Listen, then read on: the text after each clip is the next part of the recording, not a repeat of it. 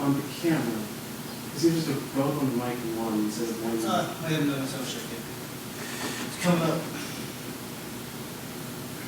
Look at my heart. I see Look it. at my gray hair. Yeah, and we're streaming it, so. They're all like, ew. Somebody's scalp. What's up? Yep, you are saying that into the camera.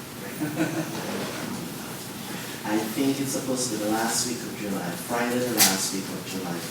Yeah, that's probably okay.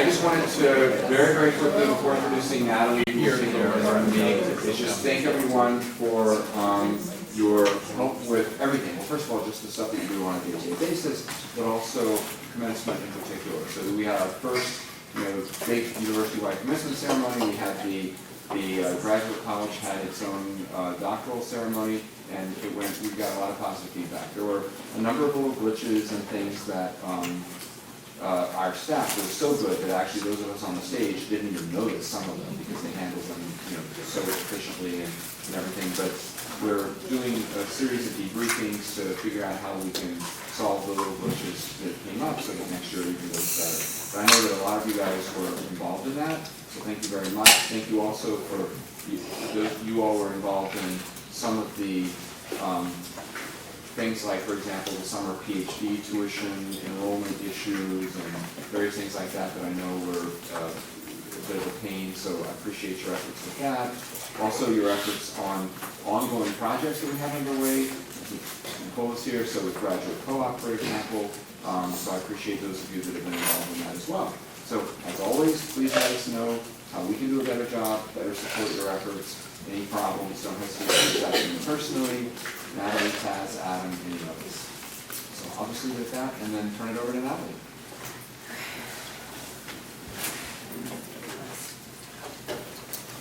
Hi everyone, welcome. We're in the same pool. It's always a weather related thing. But welcome to the summer term. I'm glad we have a really good turnout. We weren't sure. There's a lot of people on vacation, so at least you get to hear from us before you go on vacation. Just a few updates. Graduate college orientation dates. Taz and I just came back from the large EMSS Welcome Week meeting.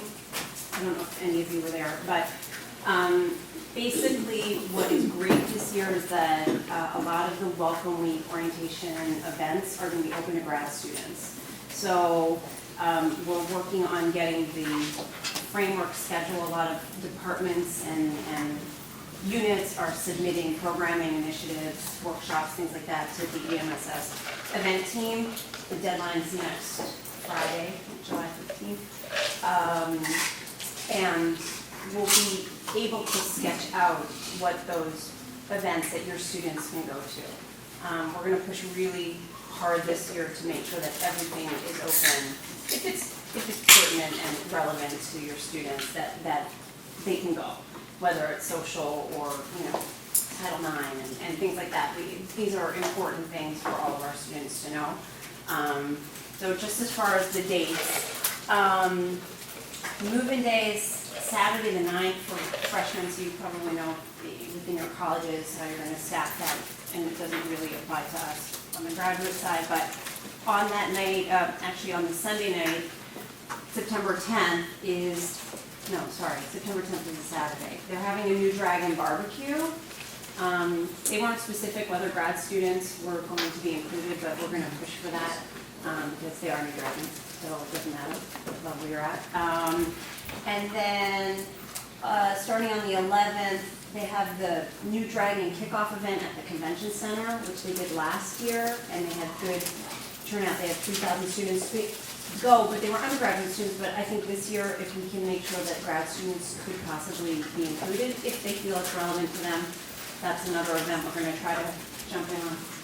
But then our day is Monday, September 12th. I know a lot of you have emailed us to ask what our programming is going to be for that day. The morning of September 12th will be our International Student and Scholars Mandatory Workshop that all the international students are going to have to attend. They have to check in with their visas, and so we're working with Jess Burdisco and her staff on developing that program. I don't have a location yet. My assumption is going to be in the auditorium, similar to how it's been in previous years. At least those are the spaces we requested.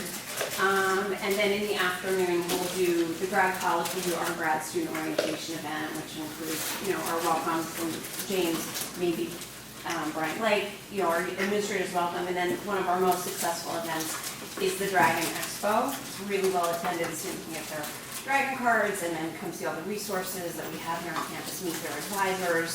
So stay tuned in the next few weeks. We're going to start really identifying what those that afternoon schedule's going to look like. And the goal is to utilize and work with our team in EMSS to make sure that all of our online registrations are consistent.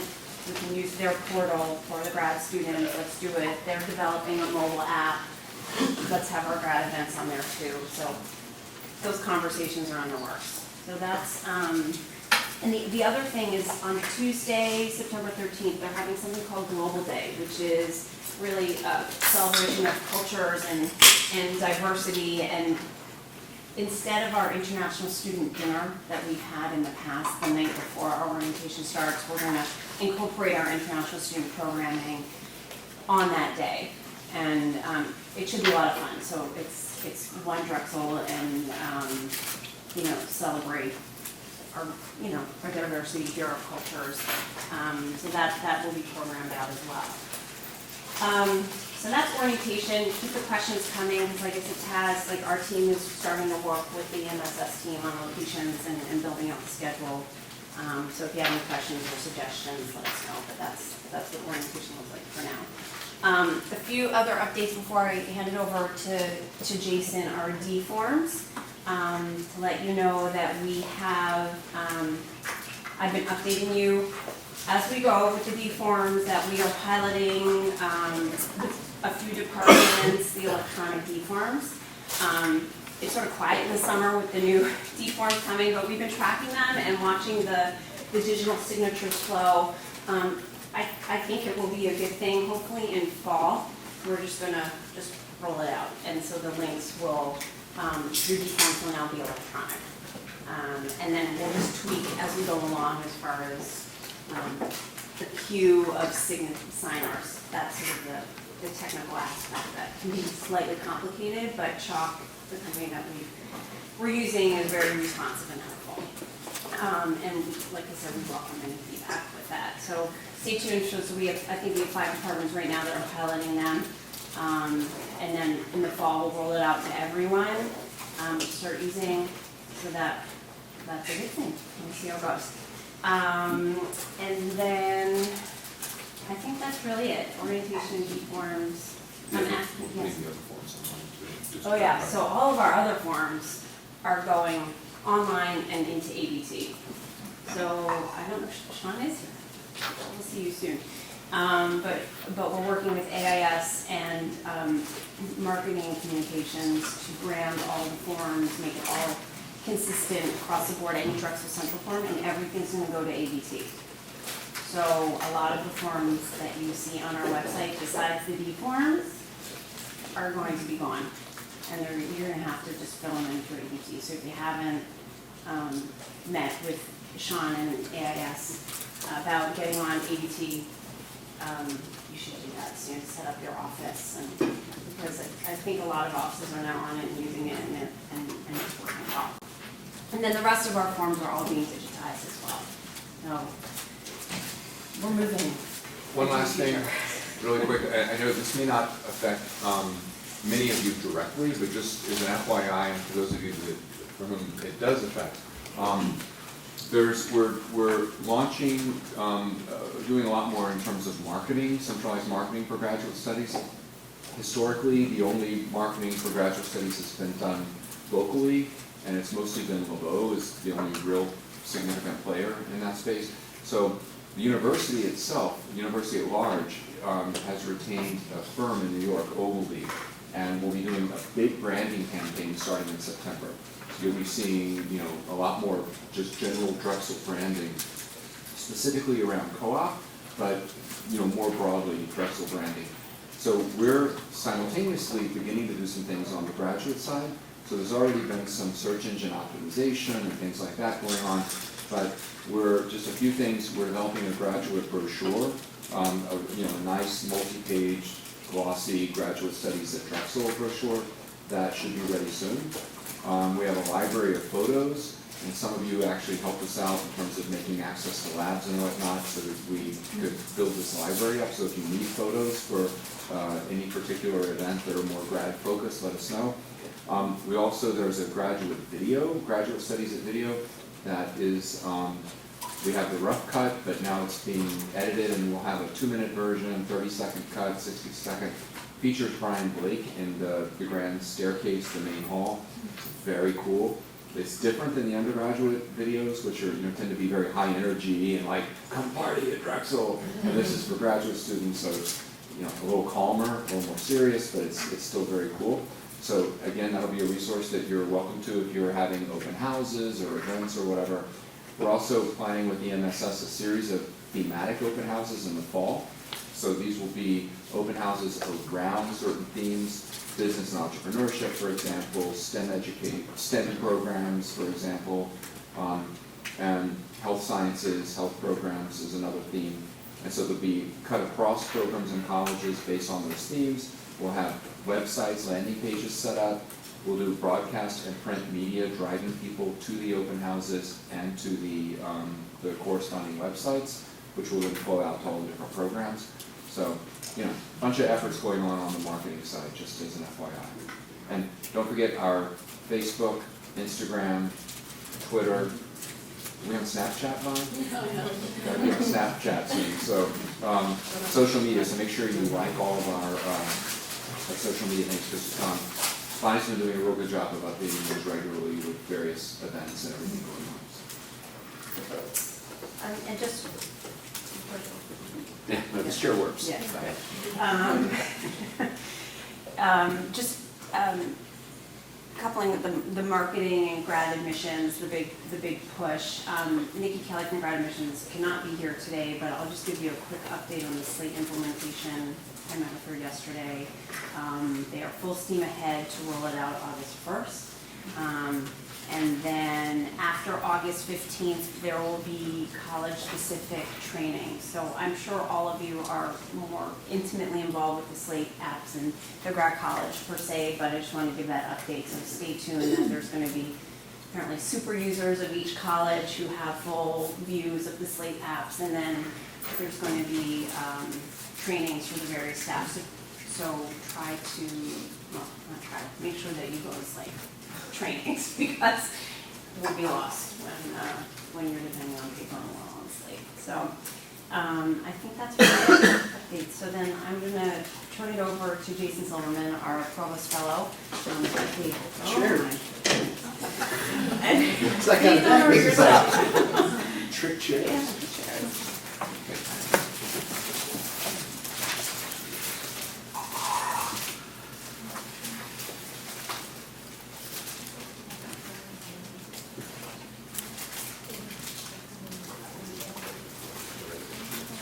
There's a desktop somewhere, right?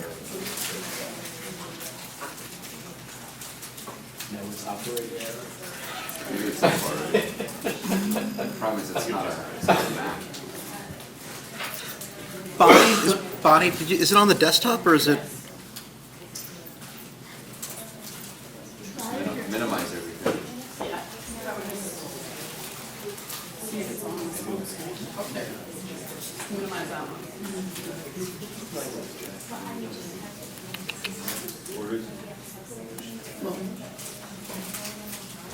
Got it. All right, it was in a folder.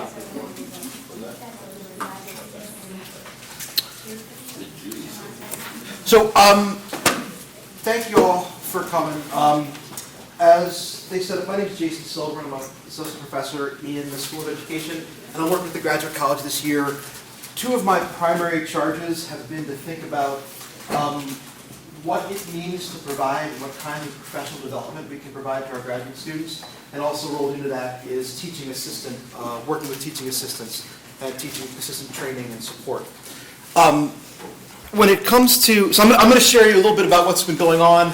I'm trying not to get too far down into the weeds when it comes to that, and then talk about our plans and maybe have a little conversation, get any comments or questions about our thoughts for starting next year. So when it came to thinking about graduate student professional development, when we thought about what that meant, we really had some hard time thinking about, because graduate student training can take on a lot of different things. Graduate students get a lot of their training, a lot of their experience within their research labs, within their departments. What we were really thinking about was, what are the extracurricular, the outside of the formal program of study that they take experiences and knowledge and practices and kinds of training that they could get in order to make them successful in whatever career they chose. And one of the big things is they can choose a career in academia, but more and more doctoral students, graduate students, and doctoral students included, are choosing careers outside of academia. So that's one of the big themes that we're focusing on. So far, we've gone through pretty much step one. The past 3 or 4 months, the goal has been to understand what's going on around the university. I've spent some time meeting with various organizations around the university. The Writing Center was the big one. I met with all the with a group of current teaching assistants, the graduate student associations, as well as spent some time with you, I don't know when that was, March or April or something like that, talking about the first big initiative, which was let's try to understand what's going on at the university. And that took the form of a campus-wide survey, which went out, I believe, early March, it could have been early April, I forget what month, and it closed at the end of that month. What we talked about with this group was what are the kinds of questions and kinds of areas that we'd like to know more about, how the students and the faculty understand how important it is, and how well prepared they perceive themselves to be as a result of their experience at Drexel. The 5 areas that we ended up focusing on: research, teaching, professional, academic, and jobs and careers. Granted, the middle two, professional skills and academic skills, there's a little bit of overlap there. We got results back, and for me at least, the results were a lot bigger than I expected. We had at least 470 people start the survey, and it got down to, as a result of survey fatigue, by the end of this survey, there were 400 people that had responded to the questions. Either way, that's a lot of graduate students that are participating and providing their feelings, indicating that there probably is some genuine desire to understand or to learn more, or to experience, or to get more out of some aspects of their experience. As far as faculty and staff responses, again, I think that was a fairly high number when it comes to other surveys that I've administered around. 230 started, responded to the first question, and by the end it got around to 180. So we have what I did for this analysis was I kept the responses that were complete. When they dropped off, I stopped counting them as far as averages and total counts in that.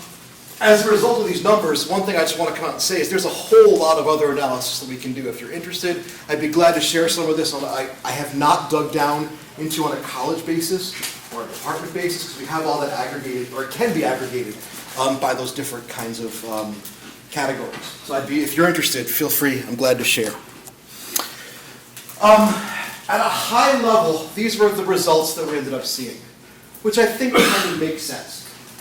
If you look at the upper left-hand corner, there was a percentage of somewhat or very prepared. A large percentage of students felt they were very prepared for research, which I think is a good thing. That's where a significant amount of their time and effort is devoted. If I could just explain these last 2 categories. If we look at the difference in faculty and student perceptions as to how important this was, it gives you an interesting metric. The negatives are when the students felt it was more important than the faculty, and the positives are when the faculty felt it was more important than the students. So it just gives you another way of kind of looking at these categories. As far as the value, that had to do with the students, the difference between how important they was, wow, that was great, how important they thought this area was, and how prepared they felt. So in this case, a negative they felt more prepared than they thought it was important, and a positive meant it was more important than they were prepared. So interestingly, if we just kind of look at a few numbers up there were a few that really stood out, right? When it came to teaching and jobs and career, there was a significant percentage of students that didn't feel as prepared as in the other categories. And likewise, as we move forward, those are kinds of areas that we want to spend time focusing on. Other interesting numbers: professional skills. That's something I want to dig a little more into. The students felt it was more important than the faculty. These numbers were pretty, yes? What's the difference between professional skills and jobs and career? So if I was really on the ball, I'd have those assessments for you, the items for you. I will get those set out. Essentially, there is some overlap between those two. Professional skills had to do with, academic skills were things like presenting at conferences, creating posters, things that are involved in the academic enterprise, that professional skills were much more broad. They had to do with writing, let's say. Yeah, So, I would be interested in those two because the numbers are so different. exactly. Right. Absolutely, absolutely. So those are things that we're still looking into. But again, one of the problems with this really high gloss is that there was some overlap between these two, and I'll be very honest about that. But the big one that stood out down here was how much more important than they felt prepared when it comes to jobs and career. So again, this kind of gives you a sense of, honestly, the kinds of things that we want to spend time focusing on. In my other life, working with teachers and professional development for educators, one of the things that we've learned is the best place to have success is at the intersection of what is important and what people feel is important. And so we're going to be working, here we talk about what both is as far as how important it is based on the faculty and the students and how prepared they feel. There were some themes that came up in the narrative comments, and just wanted to get a few of those out there. The first one that it may not be right for me to share because it kind of goes contrary to the idea of doing graduate student professional development is there is a large perception amongst the faculty that all the professional development they get should go on here, should go on locally in my department with my lab group. And while I would completely agree as far as research and maybe some of the academic skills, that's where that stuff should take place. But when we dug down a little bit into those responses, the examples they gave were all about research, were all about academic communities. Whereas some of these other categories, teaching, for example, is one that there isn't time and often isn't effort placed on that as far as preparation in the academic departments.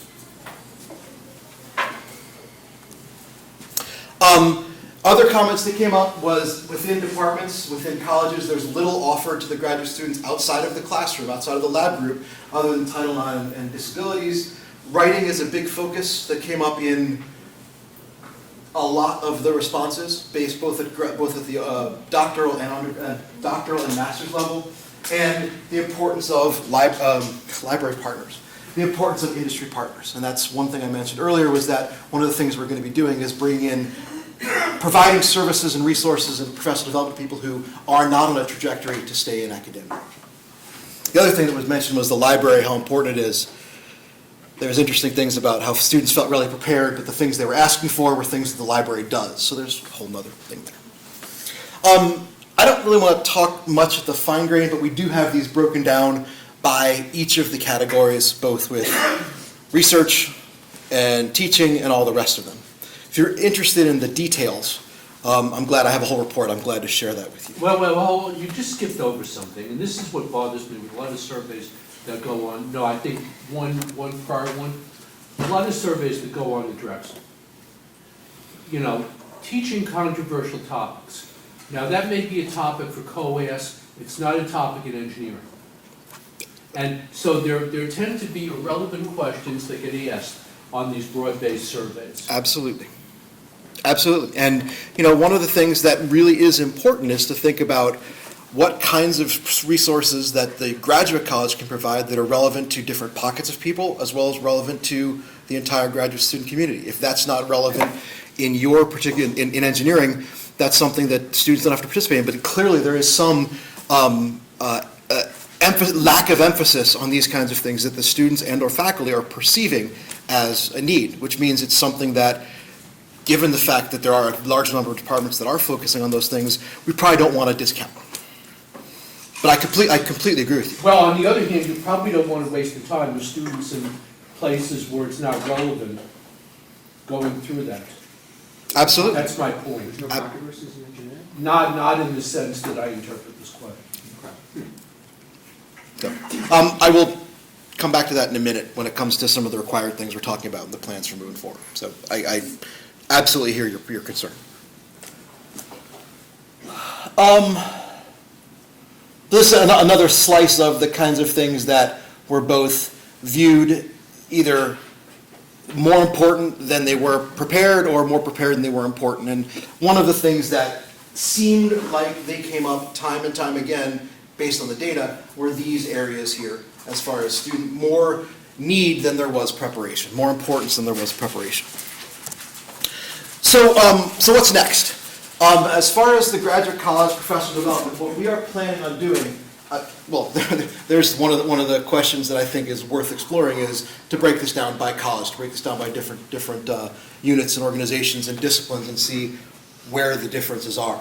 But as far as moving forward, starting next year, what we want to do is we want to implement a series of seminars that are hosted or facilitated by faculty and staff that address some of these areas that that the students and the faculty have identified as important for their career trajectories, whatever those trajectories may be. The presentations they're going to be hosted by faculty facilitators. One of the questions on the faculty and staff survey, faculty and staff facilitators, one of the questions on the faculty and staff survey was, is this an area that you would feel comfortable facilitating or leading a conversation about? So we're going to be going through and organizing based on the areas, who at the university would be good to facilitate these and supporting them with a little bit of an honor. I'm not quite sure what that is yet. All of these will be open to all graduate students and postdocs at the university and advertised as such. There's going to be both an academic focus and a non-academic focus, so thinking about trajectories that exist within academia, but also career trajectories that are outside academia, in industry and pharma or wherever that might be. And what we want to do is we want to think about ways that we can recognize graduate students for engagement in these kinds of things. None are going to be required for anyone. But the idea being someone that makes an effort to go beyond the basic things that goes on in their department could be recognized as with some kind of category. And the final thing we're doing is working with the Writing Center to expand the services, to explore expanding the services for graduate students, which I think would be wonderful for everybody. Are you considering outside speakers as well? I think absolutely, but right now, my personal take is the expertise that we have in-house is so vast that ideally we'd want to find in-house folks to do that. Whether there's going to be a big name speaker that comes in and does a talk on one of these areas, absolutely I think is on the table, but I think we have some really wonderful people that have experience that they can share. Across the college, which has been one of the wonderful things for me, is to branch outside the little parts of the university that I've been working in.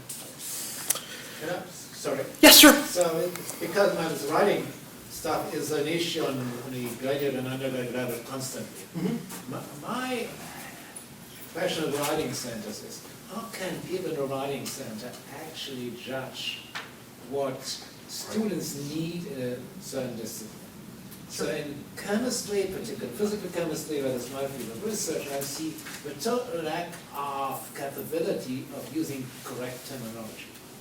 To think, if they go to a writing center, they might correct the grammar whatsoever, and a little bit their style, but they won't be able to correct their terminology, which is most essential. Sure. I mean, I think that's an interesting question about where these conversations are going to go.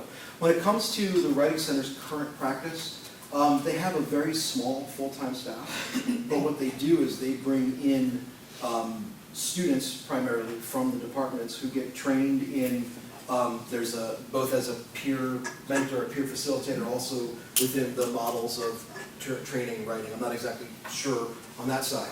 But so I think the idea would be, if we want to expand this and make it more applicable to some disciplines that are technical writing, we would want to explore bringing in some people with backgrounds that have been successful in technical writing and support them, whether it's a TA or whether it's some sort of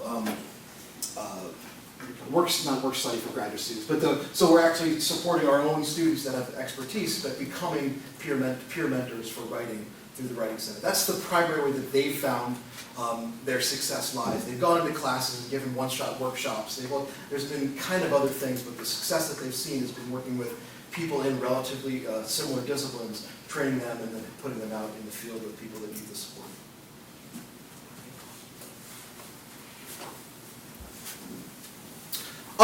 So real quick before we move on, does anyone have any more questions or additional questions about the professional development? There's going to be more coming out over the summer. First workshop's probably going to start in October.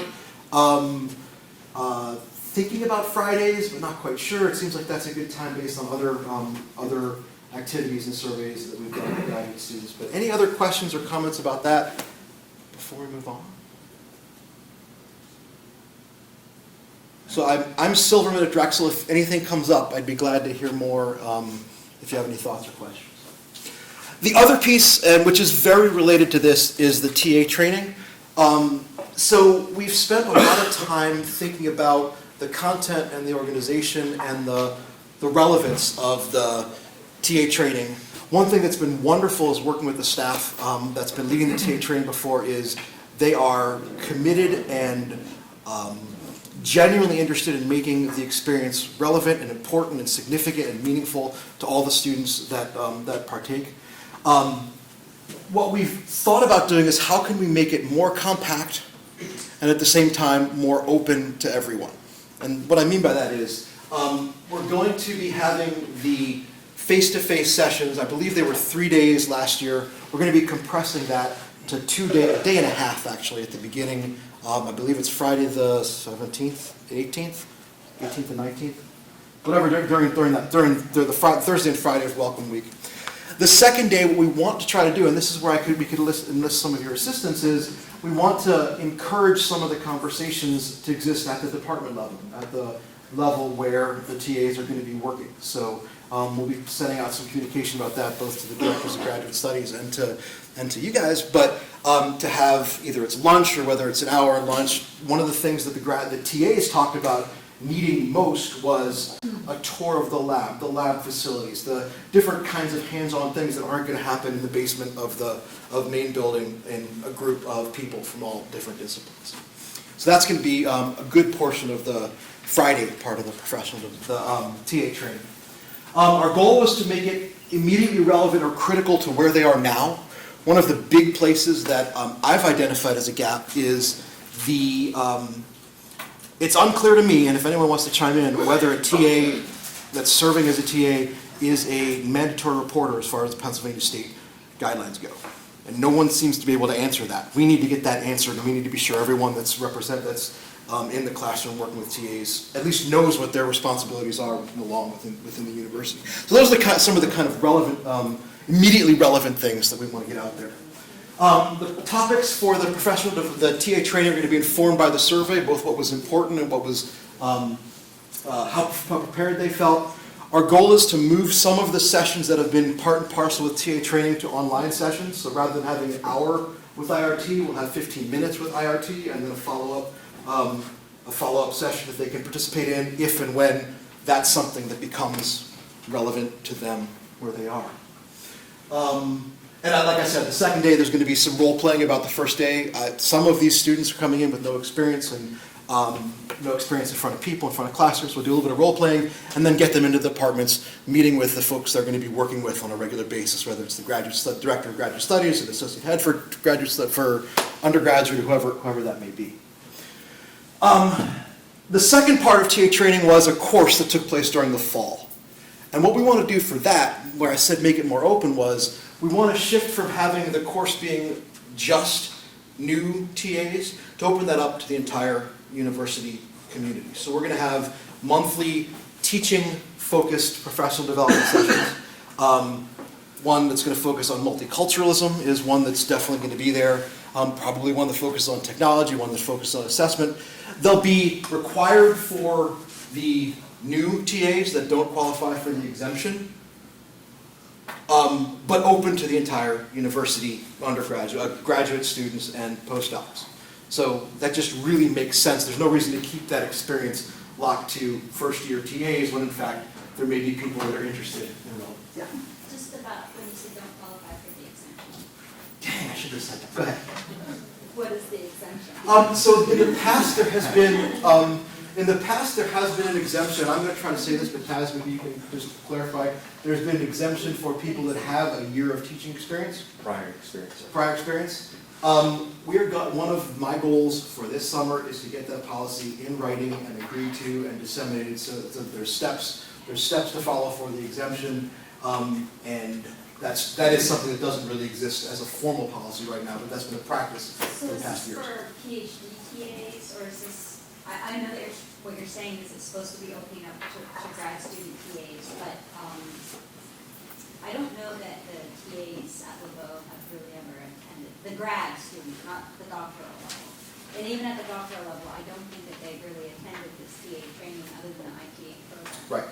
So we've actually been talking with Chris about that at some level.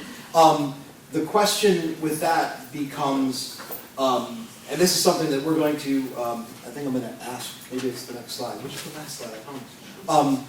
That I'm going to ask, we need assistance from the folks in this room, is that as the TA assignments become more solid and more firm, we're going to need to get that information so we can send out information as soon as possible to the folks that are going to be coming in. Primarily, this is designed for folks that are going to be serving as TAs in next academic year. So they're coming in with that goal. Some likely to be doctoral students, some may be master's students in some departments, but that's the categories whether they're going to be in a teaching assistant role, whether it's assuming responsibility of the class. I hope that's unlikely if they're coming in as the first year grad student, or serving as a TA in a bunch of different ways. Look right here and over there. Yeah, go ahead. So how are you going to manage, I imagine our TAs, that all over the week, the labs, the station and so on and so on, and evening classes, how will you find time that everybody can make it? So in the past, that has been a challenge. We've had problems, and I don't recall, there's been one department last year that had a hard time because of class schedules. The course is an hour, it's scheduled for Fridays. So we try to find as many times when they're not otherwise occupied, but obviously there's going to be, obviously there will be conflicts, and maybe it's a research lab meeting conflict. Conflicts are going to come up. All of the sessions will be put online. Videotape is put online, so someone can touch base. And the language on the website right now is those that can't make it are encouraged, should expect to start the next year. That again should be part of the formal policy of who has to do this and how that's tracked. I continue to have a problem with the material that's covered in the course. Okay. Again, relevance of it to particular colleges and departments, a lot of that is not relevant. Our TAs in my department don't teach in the sense that I think, is used here. And so the practice teaching stuff and so forth is really not of relevance. And there's some more high priority stuff that would be in there that would be relevant and that they get no exposure to. So how about we set a time to meet, and I'll show you the most recent version of the syllabus, and we can try to triangulate. Love to. Sorry? I would see that this, do you have a written form of that syllabus? We have a draft right now of the revised one, and I'd be glad to share that around. But it is a draft. We're still trying to identify just those places. Because I mean, this is important to me too. I come from the science side of the world as much as I possibly can. And one of the goals in looking at that was to make it as relevant as possible. But at the same time, there is part of me that says, thinking about whatever it is, documenting and thinking about whatever it is that I'm doing as a leader of instructional environments is a good experience for folks when they're especially when they're new. So my focus has been on how can we take what it is they're doing and actually provide an opportunity for them to think about it, reflect on it, and learn from it, and become better. But that's the way we've shifted some of the focus of those practice teachers.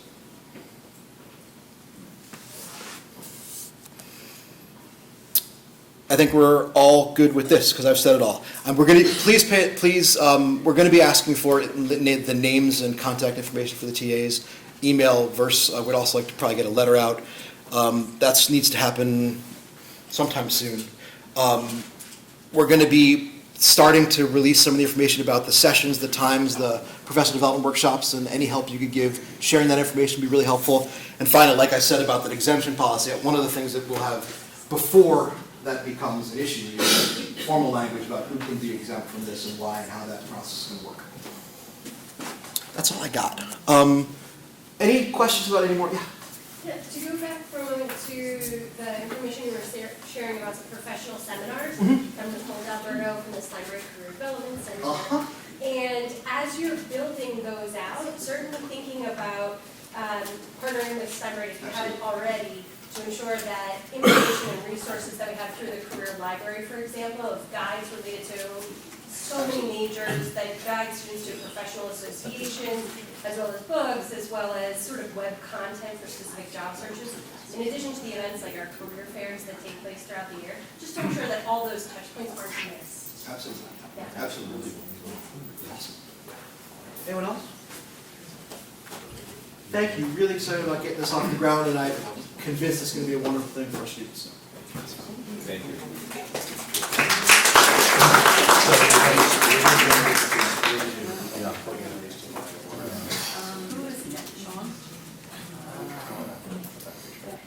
I'm using Mac, where's play?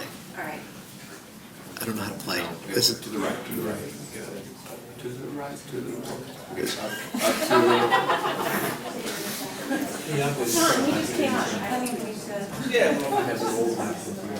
Hope everyone knows Sean Brown from AIS.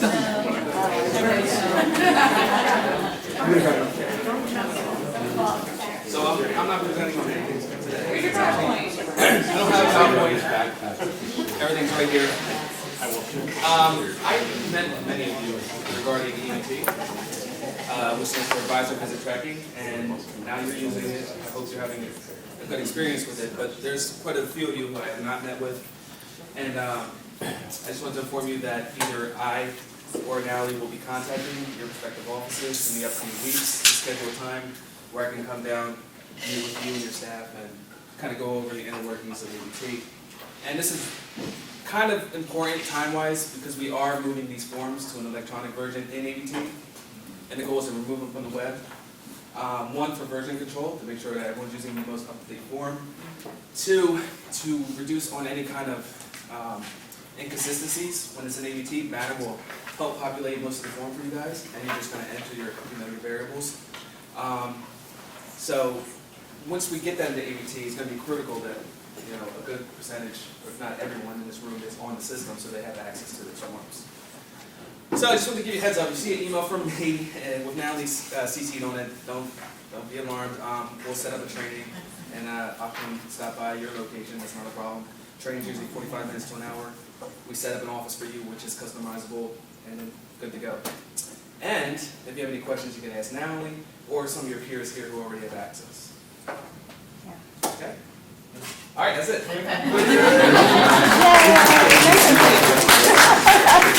That was the best.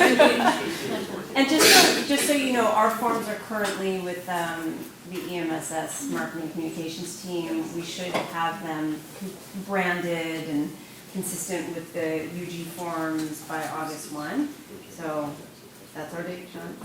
I'm trying to escalate a little bit faster, but vacation, deadlines, things like that. So August 1st, and then as soon as we get them into ABT, like I said, we're going to start just transitioning them off our website, and we're going to go big books. So the next person I want to bring up is Cindy DeLone. She's the interim executive director of financial aid. She's been a really great partner with us for everything related to graduate, but I wanted her to come give a brief overview of SAP, Satisfactory Academic Progress, because it's been handled differently a little bit the previous year. So, Cindy, take it away. Hi, everybody. So just to let you all know, we handled SAP a little bit differently this year than we did from last year. I think last year we shared with everybody in advance of sending out notifications, lists of students who we thought were failing SAP based on the criteria that's in the system, and it got really messy. So this year we made the decision just to send out SAP notifications, which is the Satisfactory Academic Progress notifications to any student who was enrolled in the 15-16 academic year, to any student who was active at any point last year, as long as they weren't deceased or graduated. And I say deceased because we did have a problem once where we were going to send a letter out, unfortunately. So we had to be really careful about that. So we sent out SAP notifications on June 29th to 975 students. 365 of those were graduate students. So the students got an email notification. They were either failing for GPA, they were failing for percentage of completion, or they were failing for both reasons. So they got an email notification with instructions that they had an opportunity to file a SAP appeal, which they have until July 13th to do that. And once we have all the SAP appeals in, we're going to turn those around, and decisions for those appeals will be sent out by July 25th. So I can always share with Natalie, and she can share with the group the appeal notifications that get sent out, if that would be helpful, so that you can Or if it would be helpful for you to see the notification, we can send a copy of the actual notification that was sent to the students, so you see what they got that says you failed. So I could definitely share those with Natalie, and she can share them with the group. So basically what they have is they have until July 13th to file an appeal. If their appeal is approved, they'll get an email notification through through Right Now. So they'll file the appeal, we'll review it, we'll approve it or deny it, and they'll get the notification. If their appeal is approved, they're instructed to work with their academic advisor on an academic plan. And when we get the academic plan back, or whoever gets the academic plan back, goes into Drexel Central, gets satisfied, and then their financial aid will post to their account. Without the presence of the satisfied academic plan, their financial aid will not pay. So we have had, and believe it or not, we're still entertaining appeals from 15-16. People are still, meandering into Drexel Central, and they had a September 2015 deadline, and they're still trying to hand in appeals today as we speak. So Cindy, we don't, as advisors, we don't have a part in that until the student reaches out to us to say, I've appealed with Drexel Central, now I need to talk to you. And what my plan is this year is a little bit different, is to, once I have all the appeals, I'm gonna share those with Natalie, and on the undergraduate side as well, and share them with Steve Shafling, and then we're gonna sit down and, here's who's filed an appeal, so that she can reach out to you and say, these are students that have filed an appeal, that they might be reaching out to you, because I don't know who you all are, and I don't know where the students belong, and I don't know what majors they failed from, so that's kind of the plan. Okay, thanks. Anybody have any questions about that process? All right, I'm not, Cindy, my name is Sean Clark. I'm a program manager within the Electrical and Computing Engineering Department.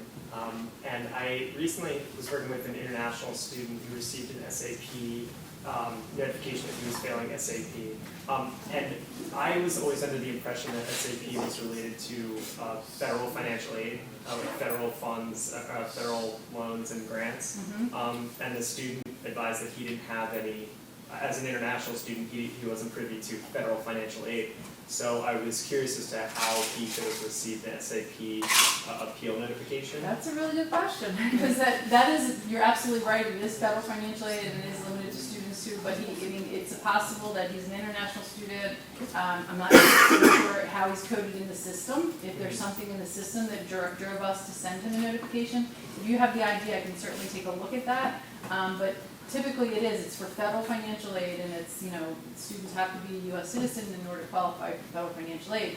But, he could be an eligible non-citizen, which would then allow him to be eligible for federal aid. So it depends on what his status is in the system. Right. He advised that he wasn't receiving any aid that he knew about, but I've seen crazy situations where perhaps that's not the case. But we can certainly check if you want to shoot me an email. Sure, will do. Thank you. Okay. Any other questions? Yes. Hi Cindy, I'm Barbara Camp, I'm a program manager in the School of Ed. Hi, Barbara.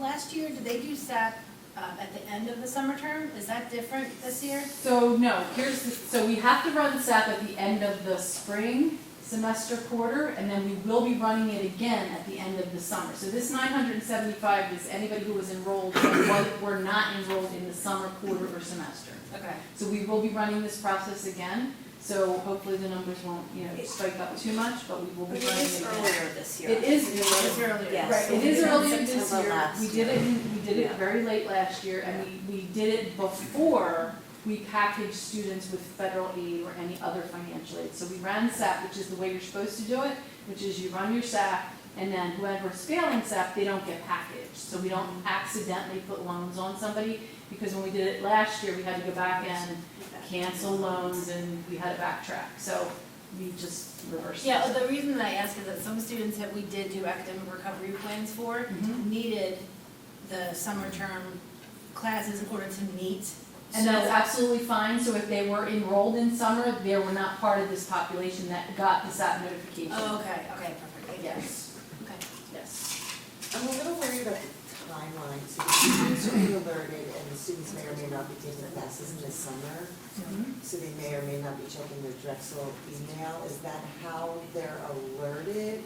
I'm just a little worried that they're gonna come back in September and expect things to be one way and never check their emails, and what happens with that? For registration anyway. Yeah, it does go The out to right registration now is to the right Drexel open email for account. full. Okay, so they'll have enough time, because the advisors aren't notified unless the student brings it to their attention. Is that I mean, it does go out to the Drexel email, and I mean, unfortunately, we can't control people's behavior. So if they miss the deadline, what kind of recourse do they have? Maybe that's already, like if they just miss it and for whatever reason, maybe they didn't get their email until. So keep in mind, there's always flexibility, but, we have deadlines for a reason, because we, like I said, we're still entertaining 15, 16 today. It's like, sorry, you just missed the boat. But, because when we do send out the notifications, we can clearly see in the system if a student is even reading their email. So we can see that a student got the email, they opened it, they clicked on a link, we can see all of that. So some of it is just, they need to be responsible that, they're getting this email notification. They have to know that they're in trouble. They have to know that, have some sense that they, and it's all over the world that, satisfactory academic progress is important for federal financial aid. So, we do make exceptions if students miss a deadline for whatever reason. So it's not like it's, we're so cut off. We are flexible, but we do have to stay within the guidelines of our policy. Someone else had a question? I was just gonna say, to that point, has it ever been considered to email students at the end of spring term if they're consistently enrolled, saying, you will be hearing from us if you have X, Y, and Z during the summer, be sure to check your Drexel email, as a preemptive, or just assume that they will be checked? Well, I mean, that's obviously a good option, great suggestion. I certainly think that we can do that. If we are, more proactive, the better. Obviously, we can certainly take a look at that for next year, or, see if we can do that. But I just want to add a comment. Ideally, these are students that are probably already popping up on our probation and dismissal reports, because it's tied to the grading. And I know in LeBeau, in our messaging, we're reminding them about SAP consistently, with that. So both of those things are kind of running in tandem. So we probably already have these students on our radar.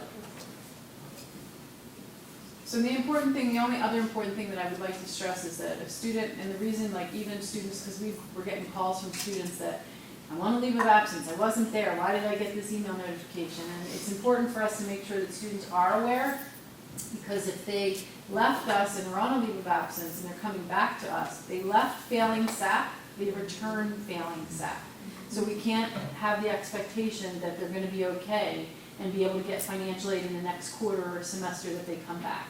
So that's really important. That's why we chose to notify everybody, and we didn't go back and forth with these lists and things like that and try to figure out who might be passing and that we shouldn't get the notifications. We just made the decision to send the So it's notification. the standing at the time that they left?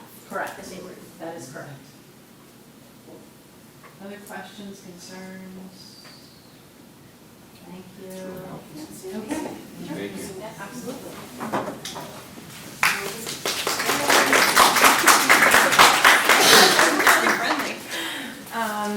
All right, well, I think that's it. I'll just open the floor for general questions, comments. This is a pretty light agenda for us. I know you guys don't hesitate to let us know what's going on. Yeah. If Cindy could give us those dates again, so the 15th is the notification and then the 20th. June 29th was the notification date that we sent out. July 13th is the deadline date for receiving appeals, and July 25th will be the date that we notify students their appeal is approved or denied. Okay. And then you and I will work together in the next In few between. weeks. Yep. To just, and you can reach out to probably either of us and we can let you know. Because most likely students will approach you and they'll be like, oh, I didn't know. So we can look at that and dismiss us for that. Yeah. Okay, I don't want to make this long, but the on probation and dismissal policy that is new-ish right now, how are we handling students who are on the 2 terms of extended on probation if they are graduating? Because we are finding in LeBeau that the new rule is to make an exception for them, and that seems kind of backwards. Well, we're not making an exception for them, we're handling them on a case-by-case basis. So, for example, Joseph, Terry, and I sat yesterday and went through several students just to see where they are. I mean, there are some students, like, for example, one that I could say would be an exception is if their cum GPA is at a 3.4 and their term's at 2.9 or something, for example, and it's a graduating term, we'll make an exception for that, but what we're seeing is the students who are continually declining, term and cum going down and going down and down. We would not make an exception for them. Right. But in the big picture, I know probably when you're in your own college and you're in your own department, you're Yeah. seeing like a handful of students in this situation. Overall, in the big picture, it hasn't been that much, so we are handling them on a case-by-case basis. So one of the other concerns that we're having is that our students who are receiving employer reimbursement or anything like that, the status of on probation is interfering with their eligibility to receive the funds, because it looks like they're not in good standing. Yeah. So the policies that the In employers their make, graduating term? No, in any term, even just if they- overall, Yeah, even if they overall, brought their because term of. cum up, but they're still considered on probation. Right, it's the term one that's jamming us. So their cum GPA is well above 3.5 or what have you. But that particular term, and then they have the probation standing, they're not gonna be paid because they look as though they're not in good academic standing.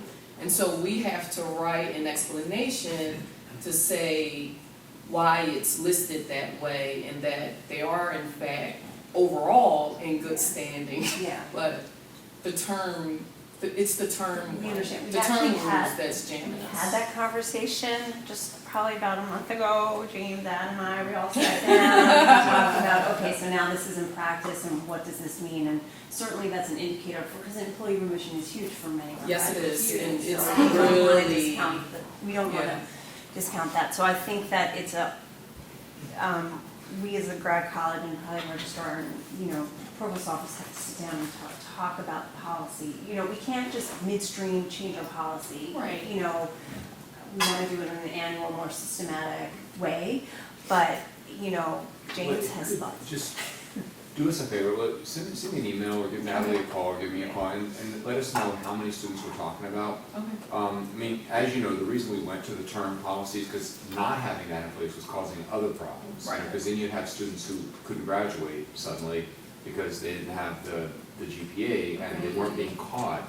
You know, we went to the term policy because people weren't being caught, they were borderline around the 3.0. Right. All of a sudden. Dismissed or reinstated like 12 Mhm. times. Yeah, so you had those problems, so we're, you know, we're trying to do this to solve those problems, but what you're pointing out is by solving one problem, you create another. Create another, And so, yeah. let us know what the scope of it is, and if we're Okay. talking about if it's 2 or 3 students a term, and you're able to have a form letter that you send off and it's successful and it works, and you can explain it away, then maybe that's, you know, it's not a big deal, and we just, you know, but if it's, you know, the last thing we wanna do is interfere with master students who are getting, employee, because I mean, that's a lot of bread and butter right there for us all, Right. right? So we don't wanna Right. mess that up. So can you look into it, get some data, find out what the scope of the problem is? If anybody else has the same issue, also let us know. Okay. And then let us know if in your efforts to send out those letters, has that worked? Or has that been a problem and you have to spend a bunch of time on the phone explaining to people? You know, just give us a sense of the scope of the problem and we'll try to figure out what to do. Thank you. Thanks. And thanks for bringing that up, I mean, that's important. I just had a quick question about the new ad drop policy. Yes. So does everything else stay the same? Is it still like week 3 and 4, you get a 50% discount if you, is everything else in terms of the discounts and what students get back if they The withdraw? refunds and everything. Is that still the same as? Steve, they moved it The back. ad drop, the refund's tied with it. Yeah. Week 2, instead of it Right being back. 100%, where it was previously a drop, it's now gonna be 75%. Yeah. So it's 75% week 2, and then beyond that, exactly the same as it used to be. Okay. So it could, you They know, adjusted it. yeah. And it's still week 7 to withdraw? Yes. Yes, that did For change. quarters. For Quarters, quarters. yes. So week Yeah. 275. That did change. Yeah. I am a little like anxious about it because especially like I work for an online program and our online students sometimes just don't log in until week 2 because they don't realize it. Yeah.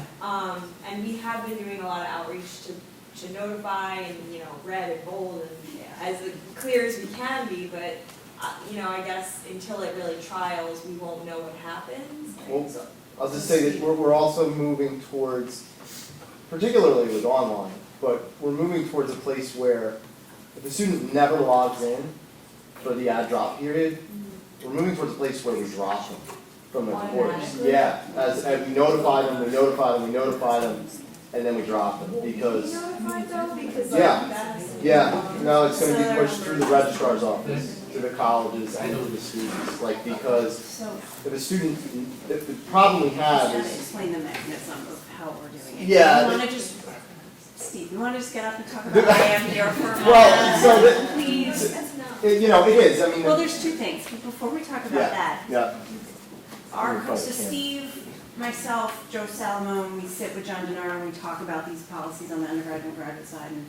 And one thing for online students, we're hoping to maybe open the shelves earlier, so they can actually get into the shell and start looking. But that's the push is getting the faculty to get their updated syllabi ready if the shell is open earlier. So it's a broader orchestrated effort that we're working on. So that's on the table to give you the online students. We try.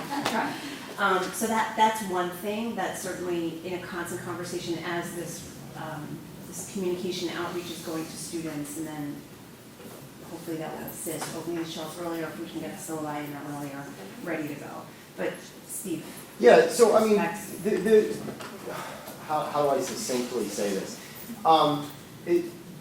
Basically, the way that we operate at the moment generates many more late appeals than if we sort of inverted it. And what I mean by that is that as we move into AdDrop, if a student doesn't acknowledge that they're here, meaning like through something like I am here, and we notify them, we outreach to them, we send the list to the college, we send them to the department, we outreach again after AdDrop, say the Monday after AdDrop, hey, you've not indicated at all that you're here, we're going to remove these courses from the record. And then we do it. The students that are here are going to respond like in time, right, within, to the action happening. And then at that point, the registrar is willing to add the courses right back because the seats wouldn't have been filled up because it's after AdDrop.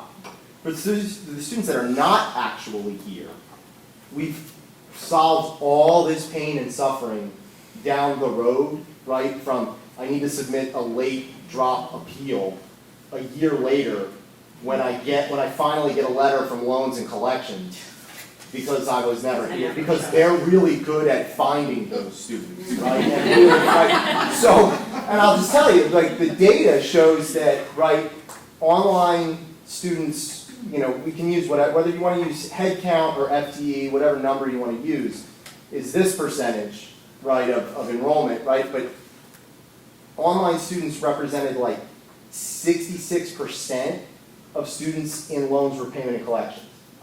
So basically what was, you know, you have these students that they go through the funnel, they probably contact someone somewhere along the way and say, you know what, I'm not coming.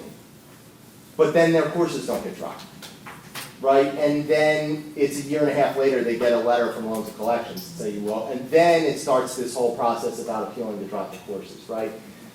So really when we think about it, if we think about the way we do the process, it's better for everyone if we turn it on its head, right? Because the students that are here, they're going to notice real fast their courses are gone.